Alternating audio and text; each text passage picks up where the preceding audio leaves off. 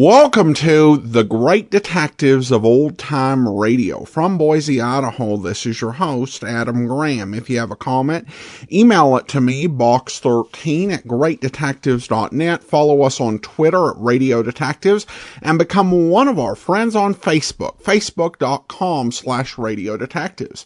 I do want to encourage you to check out some of the other podcasts that we do, including Public Domain Video Theater, greatdetectives.net. And essentially, we bring you 2 episodes a month of public domain videos. Right now, we are doing episodes of Dragnet and also doing some episodes that coincide with our Listener's Choice Countdown. And so if you like old classic television or old movies, I think you'll enjoy it. Just go to videotheater.greatdetectives.net. Other podcasts we do include The war.greatdetectives.net, The Amazing World of Radio at amazing.greatdetectives.net, and Classic Comics podcast at classiccomicsguy.com. All right, well, now it's time for us to return to Dr. Tim Detective. Dr. Tim was a 15-minute syndicated series that was targeted towards kids and combined educational messages about health and safety and science with a mystery format. And I actually, even though it was made for kids, I actually really found it enjoyable.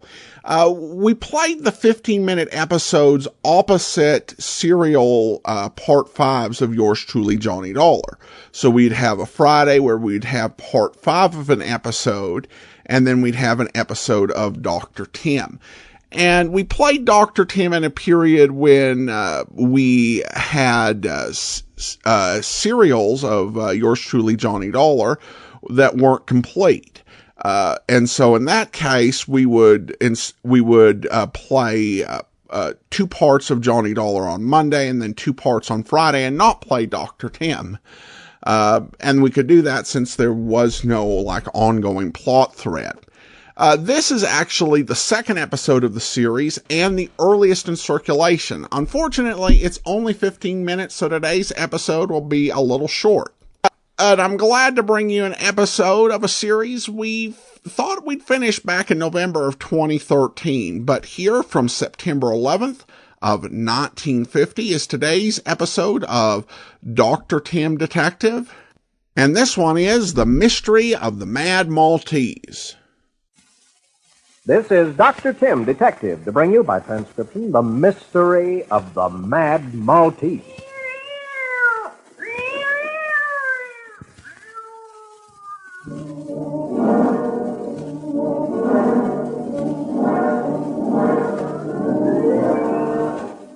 The Mystery of the Mad Maltese is one of the most exciting cases I've ever had anything to do with.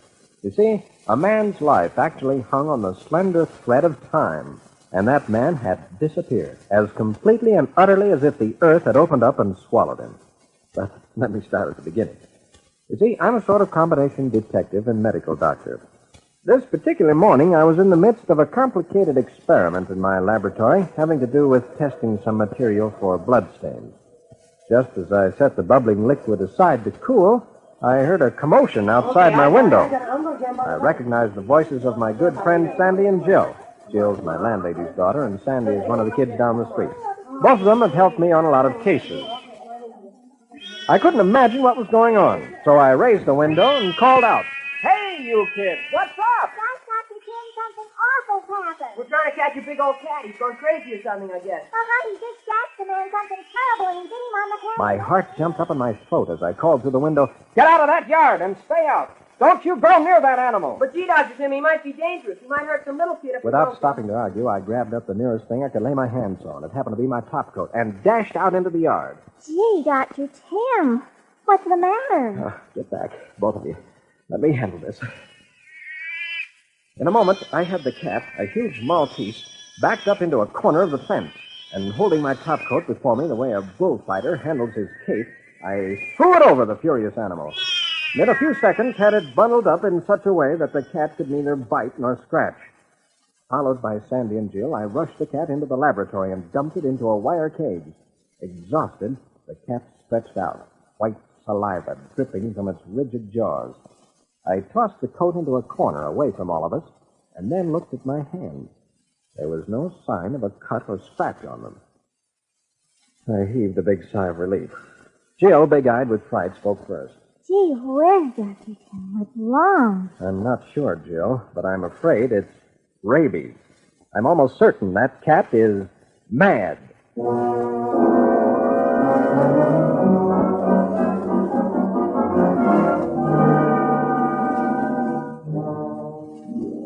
A few minutes later, I was getting the whole story from Sandy and Jill. And while we were playing out in the yard, and this man came walking up the street. Gosh, I don't know where the cat came from, but... When the man came along, the cat dashed out into his feet, and he stooped down to push it away. And the cat had sort of a fit or something, and it bit him on the hand. So we ran up and chased the cat into the backyard.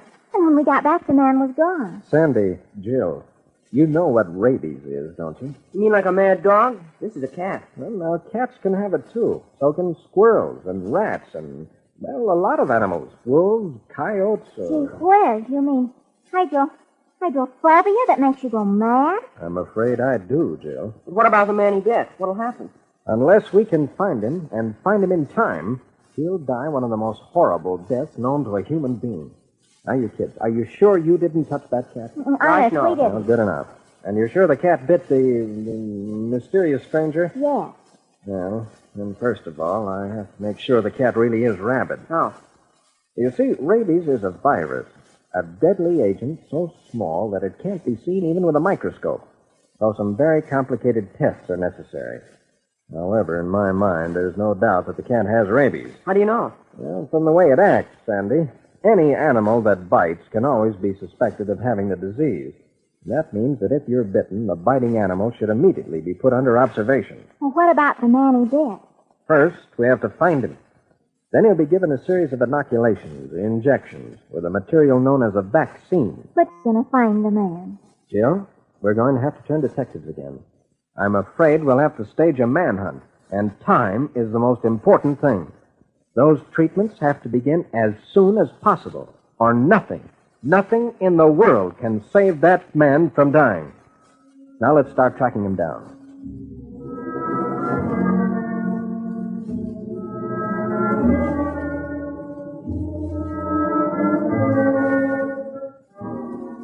There wasn't very much to go on.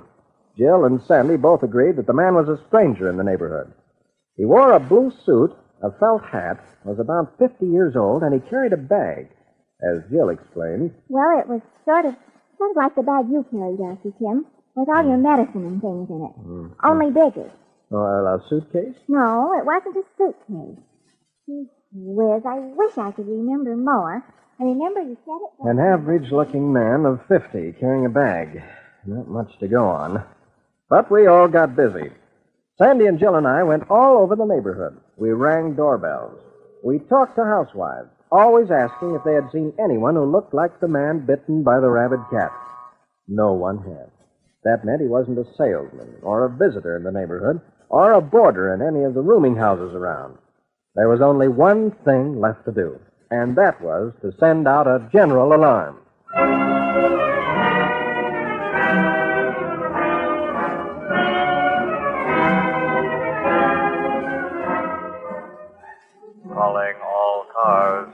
Calling all cars.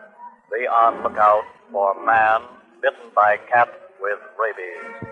Will have claw marks on left wrist and hand. Was last seen carrying small handbags in neighborhood of Grant and 11th.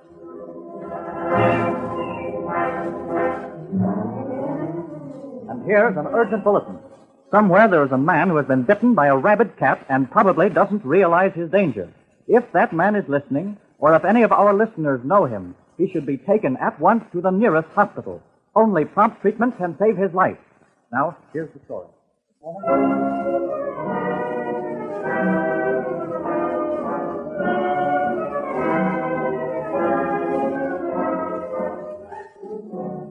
Every doctor in town, every doctor in the state was asked to report at once anyone who appeared for treatment of scratches and bites. but no one answering his description had been heard of.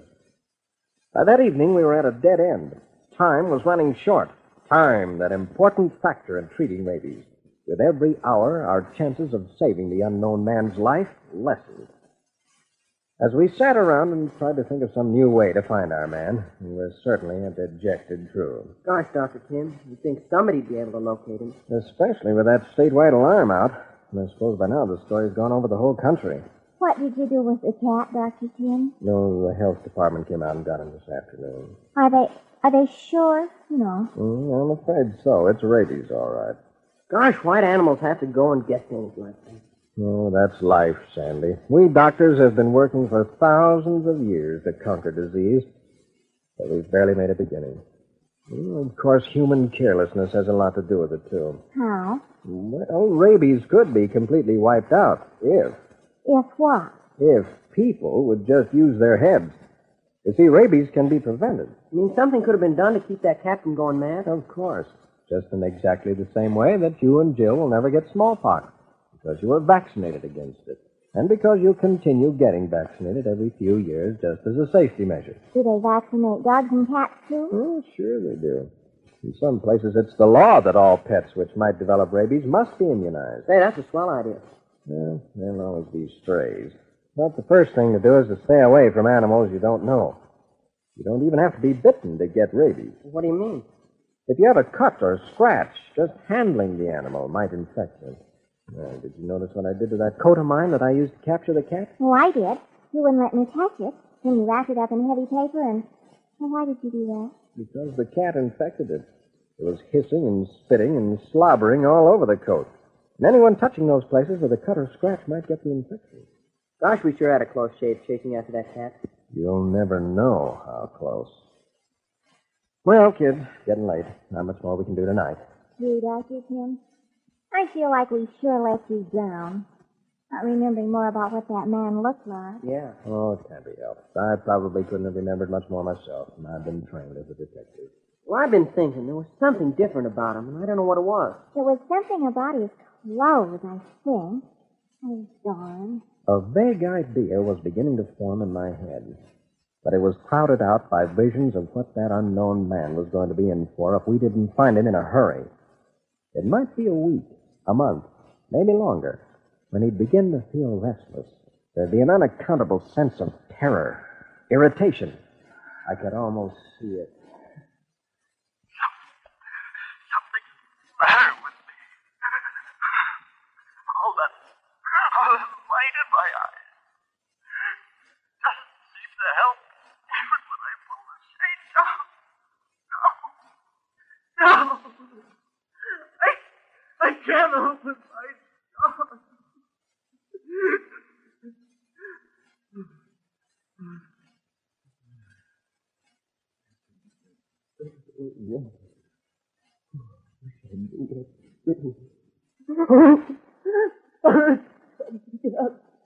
The light! The noise! I'm going mad! Mad! What are those sounds? My face is paralyzed!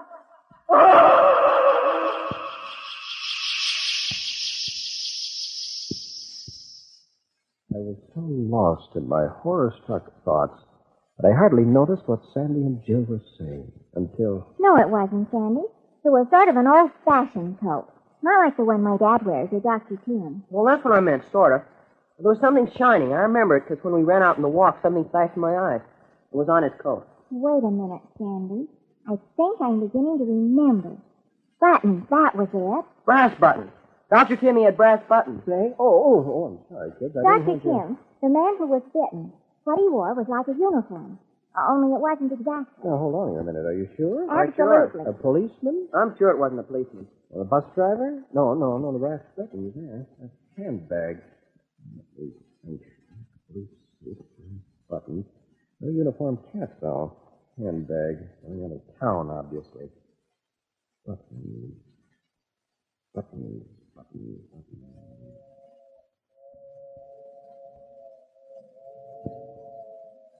I've got it!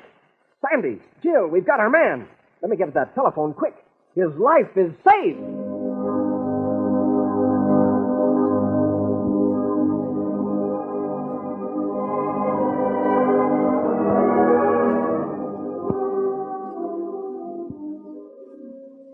About an hour later, the phone rang. Well, Doc, we've found him. Yes, that's right. He's a conductor on the Chicago run. Yeah, train's just pulling into Ivyville now. An ambulance is meeting him. He'll be given his first injection inside 30 minutes. Nice work, Doc. And congratulate those kids for me, too. They're smart youngsters. Well, thanks, and so long. That's that. Was he really a railroad conductor? Did they find him on the train? He was, and they did. And a nicer piece of detective work I've never known. It was all your doing, kid. But how did you know?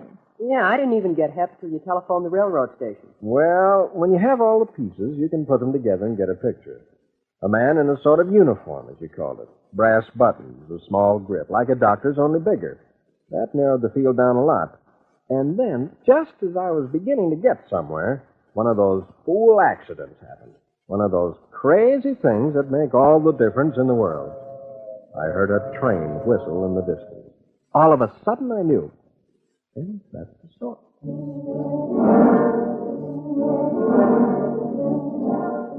Well, this is Dr. Tim, Detective, saying so long until next week at this same time, when Sandy, Jill, and I will dip into our casebook of exciting stories and bring you the transcribed mystery of the guest in number 2.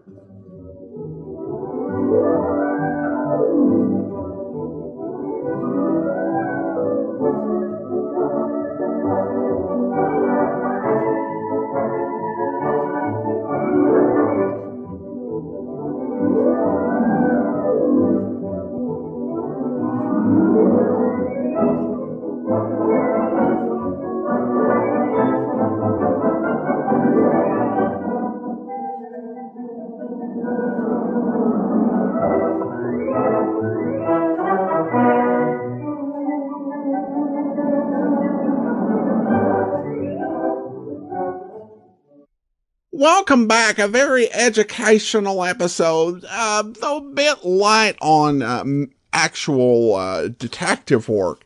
It just came at the end when Sandy and Jill finally remembered what they needed to solve the case. But still, I thought it a very interesting episode and certainly did what it was intended to. So I hope you enjoyed that. And I do want to thank our Patreon of the day. Thanks so much to Lanny. Lanny has been one of our Patreon supporters since September, and he's currently supporting us at the rookie level of $2 or more per month. Thanks so much for your support, Lanny. And we will be back tomorrow with Rocky Jordan, and then next Tuesday, a previously uncirculated episode of Richard Diamond. You won't want it. In the meantime, send your comments to box13@greatdetectives.net. Follow us on Twitter at Radio Detectives and become one of our friends on Facebook, facebook.com/Radio Detectives.